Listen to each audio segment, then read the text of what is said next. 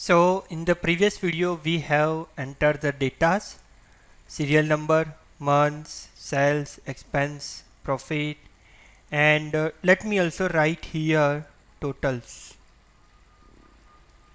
Okay, so this one will be gives me the total of the sales, total of the expenses, and I will be make a calculation for the profit, and finally I will be go for the total of the profit.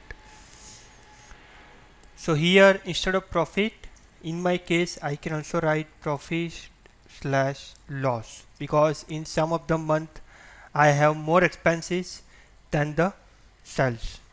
Okay, now as you can see, this is my completely new spreadsheet or new Excel sheet, and I have just entered the data. Till now I have not saved this file. So let me first save this file. How to save the file? Go to the file menu, and here there is an option of save, or you can use this save icon from the quick access toolbar. This is called as a quick access toolbar, or you can use keyboard shortcut Control plus S. So let me use Control S, and here there is an option of browse. So I can go to the browse, and in the document I want to save the file. You can also save the file at any location.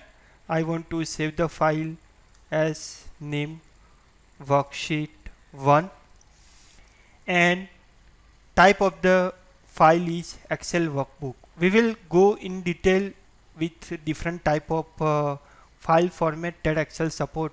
Let's say what is the CSV, what is the .txt file format, and so on. So as of now I am using Excel workbook worksheet 1, and simply click on save. So as you can see on the name of worksheet 1, my Excel file is saved. I can just use the save button to save this file.